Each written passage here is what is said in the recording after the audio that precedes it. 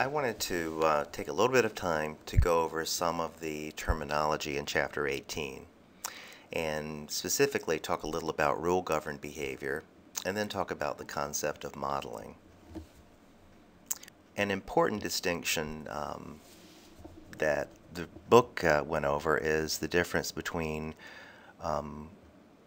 rule behavior that's maintained by contingencies of reinforcement and behavior that's under the influence of a rule.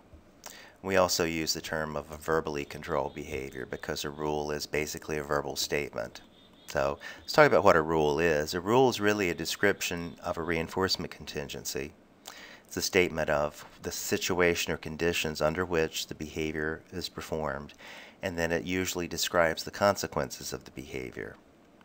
For example, there's an implicit rule that we all know about traveling at certain speeds on the highway. What we've learned is when the sign indicates a speed, you're to travel at that speed or at a rate lower than that speed, or the consequence is you get a hefty fine. And there are other rules. It's when you drive faster than the posted speed limit, you risk causing an accident and injuring someone else or yourself. So there are a lot of rules that we've learned that govern our behavior when we're driving a car. We didn't have to experience all of those contingencies. You don't have to get in an accident to understand that driving a car recklessly can cause an accident. So rule-governed behavior is really a factor that influences a great deal of our behavior. And the better you understand how to use it and what effective rule-governed behavior looks like, the better you can use it.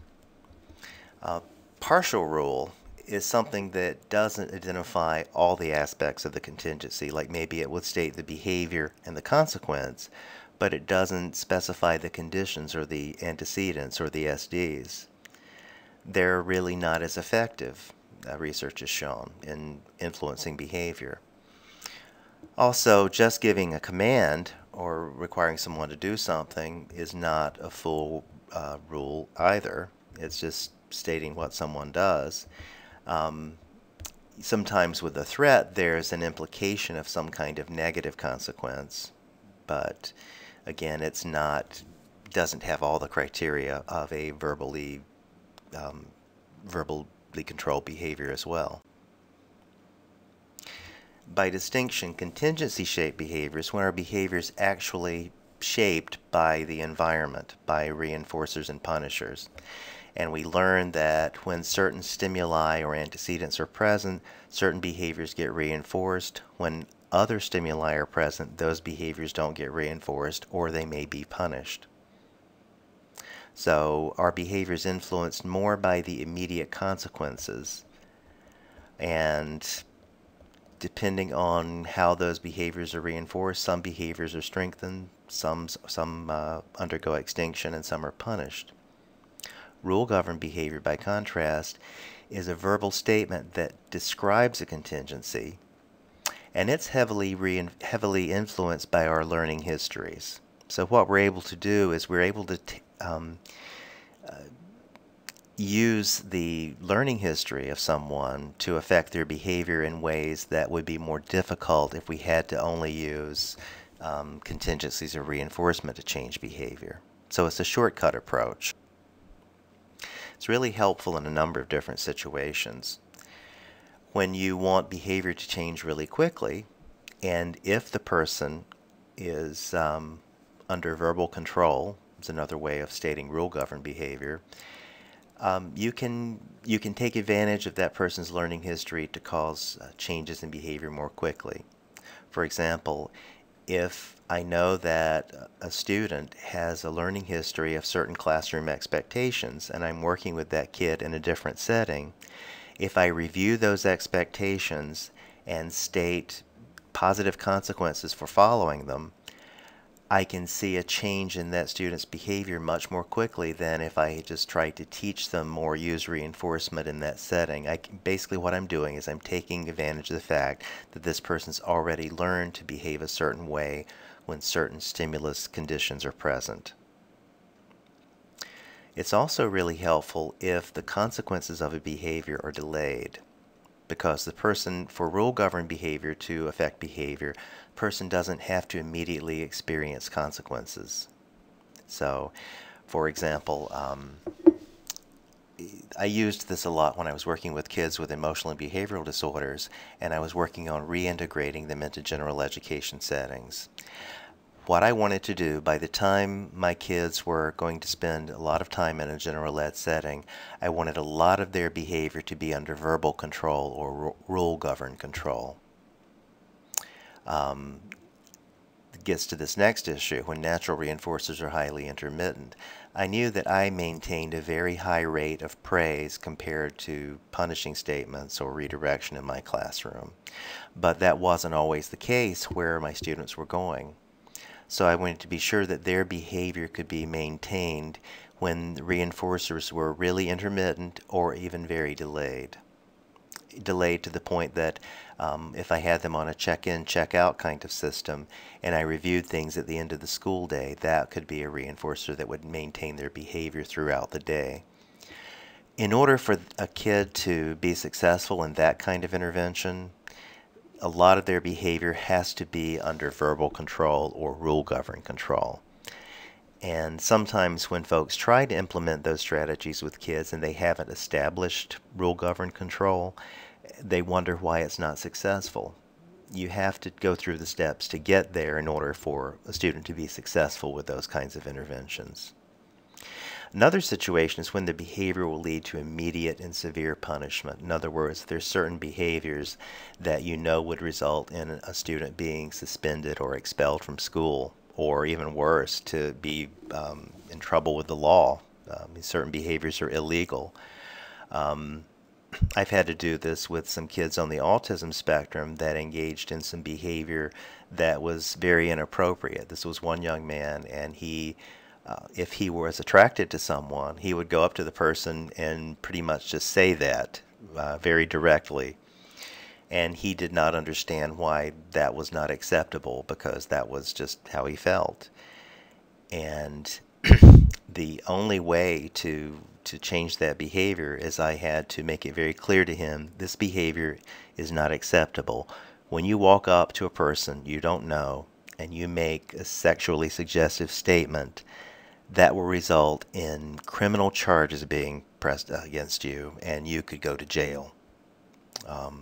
So that's the way he had to learn it, because that was a behavior that was not going to be tolerated by people in the community, and it was going to lead to some very serious consequences for him. So by teaching it to him in the form of a rule, he did not actually have to experience those consequences for his behavior to be changed.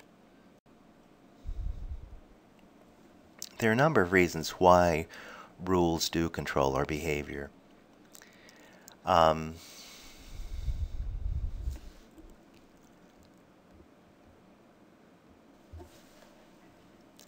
One reason is that although the consequences or reinforcement for following a rule might be delayed, other social mediators in the setting, other people, may do things either through peer influence or statements they make to the person that might serve as reinforcers. So, for instance, if giving verbal praise to kids who are studying or paying attention and taking notes, the actual consequence that you want to maintain that behavior is the student being successful or getting good grades on a test.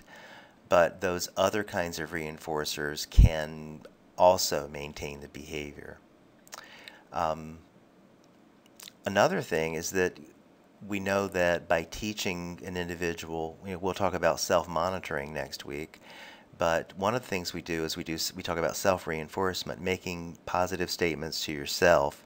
And I'm not talking about, I'm good enough, I'm smart enough, and doggone it, people like me, but making very direct statements about your behavior and that you've done something successfully. So that does serve as a form of reinforcement for many people.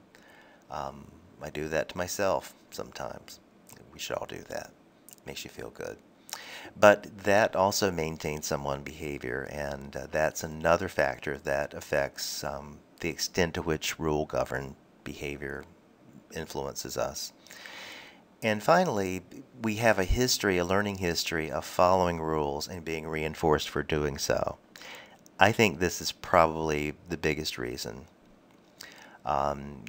We grow up learning that there are certain rules that we have to follow. We see behavior modeled. We see other people following rules and being successful, and we see people not following those rules and ending up in prison or other things. I remember being a young man and seeing a kid that was my age being escorted out of a store in handcuffs because he was shoplifting. I had no intention of stealing anything from the store, but if I had, I think that really would have influenced me because I remember that made quite an impression on me. And as I thought about that as an adult, I think there was a reason that the security folks in that store carried that kid through that building in handcuffs. I learned that they had had a lot of problems with shoplifting in this store, and they wanted to model for other people what was going to happen if they did not follow that rule.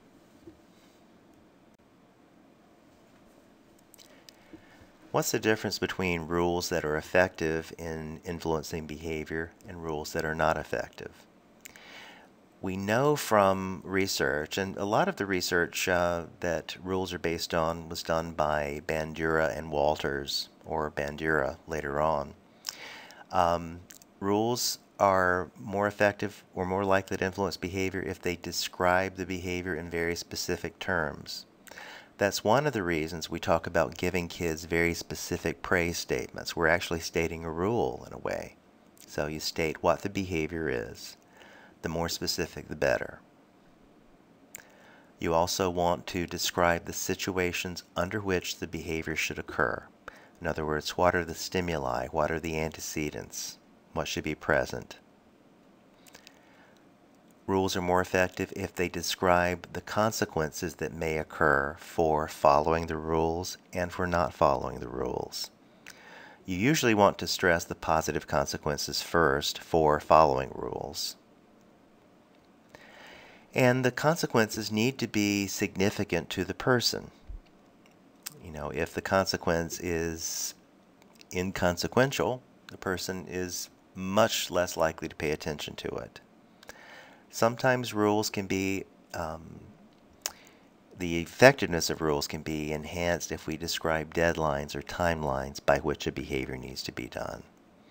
There's some research with in industrial psychology that deals with timelines and the way that information can be presented, and it has a huge effect on people's behavior and productivity. In the book, they described an area of goal setting.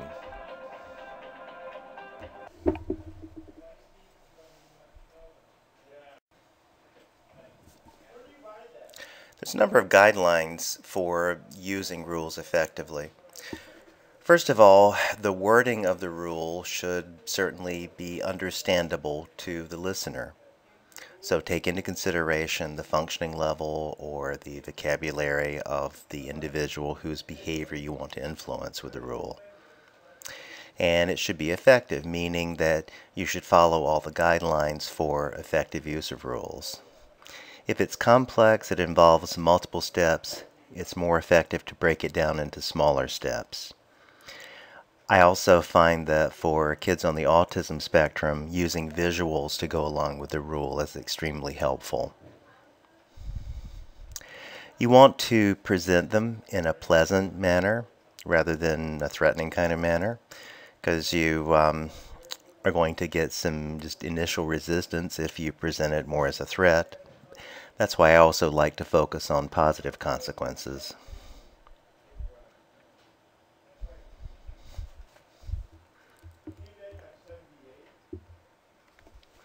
And finally, think back at the general case instruction material. You want to consider the stimuli or the antecedents that you want to occasion the behavior that you're trying to encourage, and try to fade out other prompts so that those stimuli are actually what's controlling the behavior. Sometimes you can actually draw attention to those stimuli in your wording of the rule. That can be helpful. If you're working with young children, social stories can actually be a good way to present rules. You can talk about the situations in which kids should engage in a behavior, describe the behavior, and then describe the positive consequences of the behavior. That can be a very effective way to get behavior that you've taught students, things like social skills, to occur in the correct place and time. So let's talk about modeling. Modeling is when you encourage a behavior by demonstrating what the behavior should look like. It's a method of instruction that is used very naturally to us, and it's used by the general public. It's typically the way that we learn a lot of our communication skills and social skills. In order for modeling to be successful, the learner has to have imitation skills, or has to have the ability to imitate, to attend to the model and to imitate. When I've seen modeling not work so effectively, it's when kids did not have the skills to attend for long enough. I think I mentioned before that one kid, when I was using video modeling, he would be distracted by someone and he would look away when the video was at a very critical point.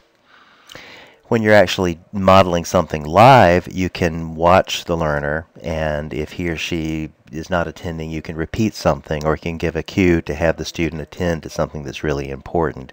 With video, you can't do that, so it's that can be a real limiting factor using video with some kids.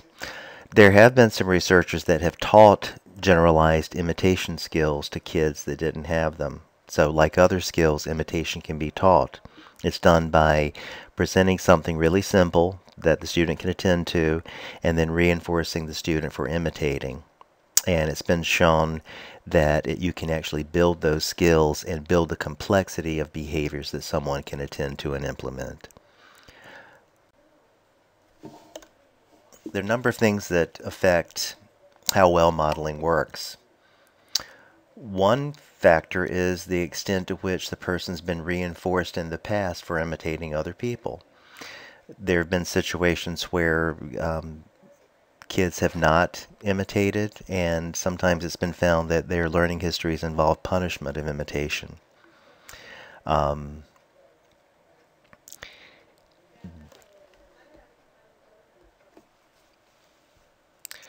And there's actually some research that shows that children in very abusive settings tend not to imitate sometimes.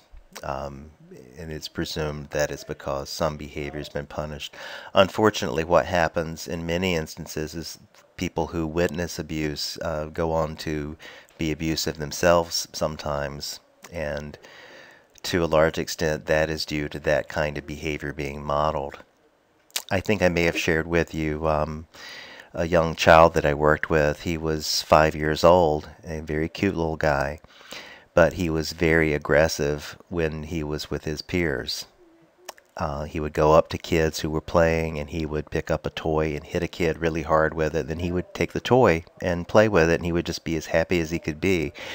It was very disturbing to watch him because of the coldness in his behavior. He simply just wasn't upset at all. He didn't get angry. He would just hurt other kids and take their toys. And we found that he was living in a home where abuse was occurring, and he was seeing that. So to him, that was just normal. That was the way people acted and the way people got what they wanted. Fortunately, he was taken out of the home, and he ended up living with his grandmother, and then we were able to teach him some other skills. So modeling can be very powerful, but like a lot of things, it works both ways. Very disturbed and aggressive and terrible behaviors can be modeled and imitated as well. Some of Bandura's research showed us what characteristics of a model make the model more effective or make others more likely to imitate that person. One of them is people are more likely to imitate someone who they view as being similar to themselves. So in research with children, little boys were more likely to imitate other little boys. Little girls were more likely to imitate other little girls. With adults, I think it was more if you see if the person is perceived as being someone in your situation, you're more likely to imitate that person. Also, we're more likely to imitate those we perceive as being successful. In other words, if we see someone engaging in a behavior and being successful in that behavior, we're more likely to imitate it. That's why it's important when we're teaching things like social skills, we always model positive examples first. We show someone actually using the skill.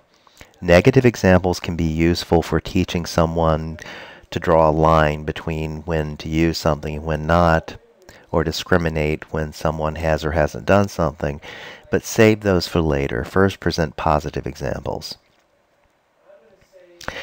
It's also more effective if you show a number of different people modeling a particular behavior rather than just one person. There's some difference here. If you're just showing a skill being performed, like the study that I showed you on the cooking skills with the high school kids, that was all modeled by the teacher. In similar kinds of studies, if it's more, the focus is more on the action someone is doing, like a skill that's being repetitive, that's less important. Something like a social skill, where the situation is important, or a coping skill or problem-solving skill, the research shows that it's more effective if a range of people are using the skill. Modeling is more effective when it's combined with rules or other kinds of strategies, so it can be part of a package. In video modeling, we often will state the rule or narrate the rule while the person is engaging in a particular behavior. The rule also can serve as a way for generalization and maintenance of the behavior to occur. If the person sees the model and then learns the verbal statement or rule, then he or she can say this to themselves. You can say it to yourself in that situation, and it might trigger the sequence of behavior that you want to occur. Like a coping skill or a self-calming skill. If we teach someone progressive relaxation, for instance, we want to teach them a certain rule, like when you begin to feel your head throbbing, you feel butterflies in your stomach, it means you're getting anxious. When you can get anxious, you can take deep breaths and you can use a relaxation procedure. When you're calm, you make better decisions. When you're calm, you can get along with your day and be successful. I just kind of made that up, but that's generally you want to. I always will put together a strategy or a rule that goes with the skill that I'm teaching. If it's possible, if you're working with kids, if you can get other kids who are friends or who that person looks up to, it's more effective. Ideally, like we said, you want to use more than just one model, especially if it's a social skill or a coping skill. Consider the complexity of the behavior that's being modeled. If necessary, break it down into 2 or 3 separate behaviors. Modeling's more effective if you combine it with rules or rule-governed behavior.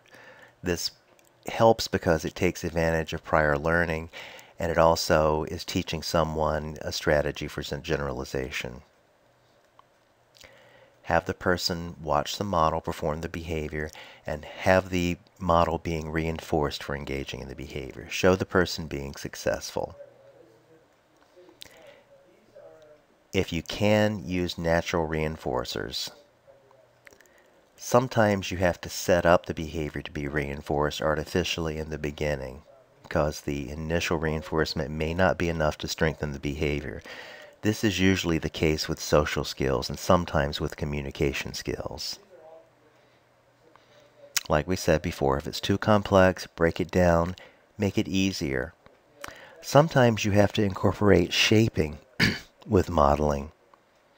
If the behavior is one that is really complex, do it in a series of successive approximations to finally get to the level that you want. An example here would be if you're teaching someone to use a skill to get out of, let's say, peer pressure. You may start out with a very simple response to a kid with other kids trying to encourage a student to do something that's inappropriate. And then you can get up to situations that are more gray, and you actually have to make a judgment that's more difficult about whether to do something or not do something. We'll talk about that a little more when we talk about self-management skills. You want to make the situation in which the behavior is being modeled as realistic as possible. That's one of the reasons I like video modeling. I can actually go into the setting where the person is going to use the skill and record the modeling in that specific situation. If the skill needs to be performed in a number of different situations, you want to be sure that you have the model performing the skill in a number of different situations. If possible, you want to have the stimulus or the cue in the environment that signals the skill present in the model as well. Sometimes you have to do extra cues or prompting to make that natural cue or stimulus more salient. In other words, you have to make it more obvious sometimes to teach the person this is what I need to pay attention to.